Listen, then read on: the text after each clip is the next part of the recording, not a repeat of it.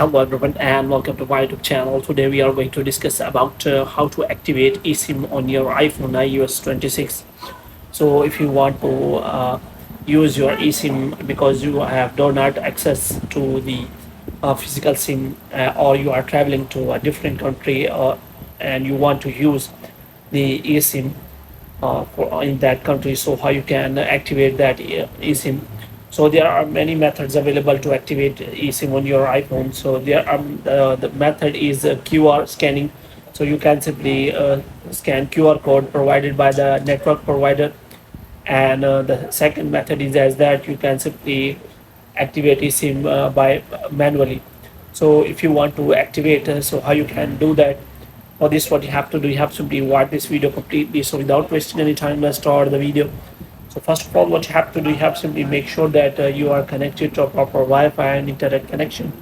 And after that, what you have to do next is you have to simply go to settings, and after that you have to go to general, and in general you have to scroll it down until you find the option of transfer or reset iPhone.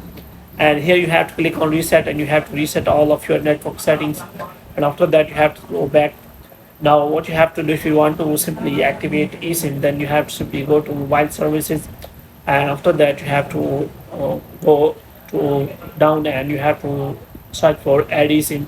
So you have to simply select for that, and after that you have internet access, and after that here you can simply find the two options are transfer from a nearby iPhone, which means if you have already an eSIM and you want to transfer it on your near iPhone, then you can simply select that iPhone, and after that the second option is as that you can simply scan QR code. The first method is as that to transfer a phone number from another iPhone, make sure your other iPhone is nearby, unlocked, has Bluetooth, and using iOS 16 or later. So you have to make sure that you follow all the instruction. And the second one is that you can simply scan QR code from the network provider of your company, and after that you will be able to use your eSIM without any problem.